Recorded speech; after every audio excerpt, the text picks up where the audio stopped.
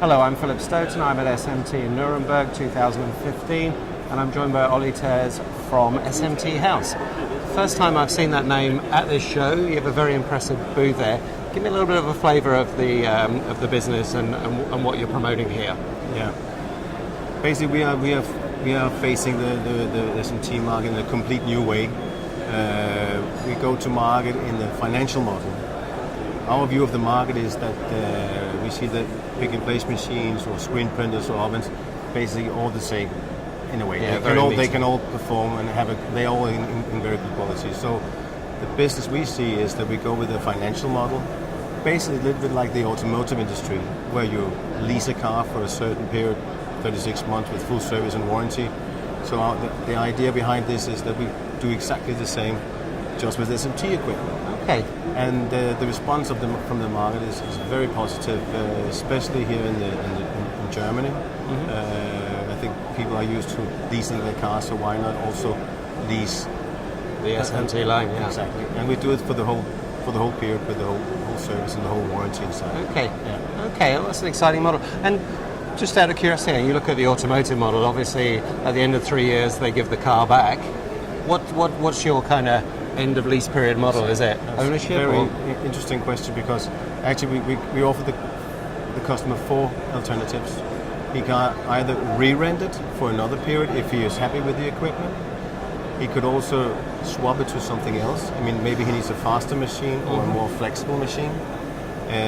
He can also buy it by the end of the lease, or he just simply returns it back to SMT House, and we will find another customer for the equipment. Okay. Yeah. Okay. So that's the 4 options. So you would potentially have a package offering with new equipment, potentially with used equipment if someone's budget fits that as well. Exactly, because the whole idea is to get the equipment back. Then suppose it's used, but there will be another customer who needs maybe that line for a lower price at the end of the lease term. So exactly. I certainly see a trend in the market globally for people looking for a whole line solution, so I see it plays very well into that.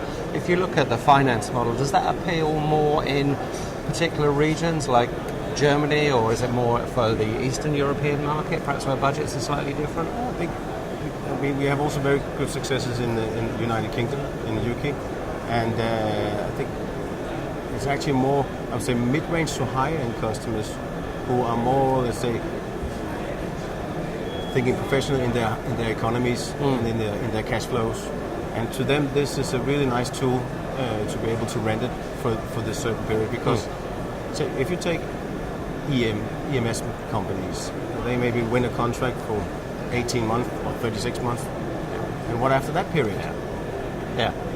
Then they want to maybe have being able going from mobile phones to industrial electronics or whatever. Different equipment mix. Exactly. So you're giving them the same flexibility in their equipment they would have with some of their contract workers, for example. So they might have part fixed asset, part flexibility in there. So I can see how that would appeal to me as a contract manufacturer. What I'd be concerned about is how do you support that? What's the support network like? How reliable is that network once the equipment's installed? We do it 2 ways, depending on where we are. In certain markets, we have our own people, but with the partners which we have, like Assembly or DEC or whatever, they support their service engineers, because of course it's obvious they are much more trained than we are. So we work together with our partners in the different markets. So that's how we take care of the whole. So customers all feel more secure for the whole installation. And last question, obviously. This model would be appealing to the normal people that get involved in the purchase of capital equipment, but even more so to the CFO within the business because of the off-balance sheet ideology and all that good stuff. How do you actually reach out to them? That's interesting, because you can say in the past we used to sell more to the technical people, but with this model we go much more to the CFOs. They are very interested in our model, because we go off balance sheets, and this we appeal much more to their whole how they think, basically.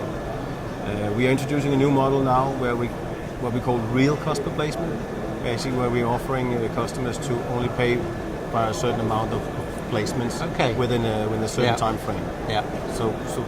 So the equivalent of the old-fashioned consumable lease, almost, where you're actually paying for the amount of times you use it, or the amount of prints you do, or the amount of placements you do. Exactly. That's really exciting. Yeah.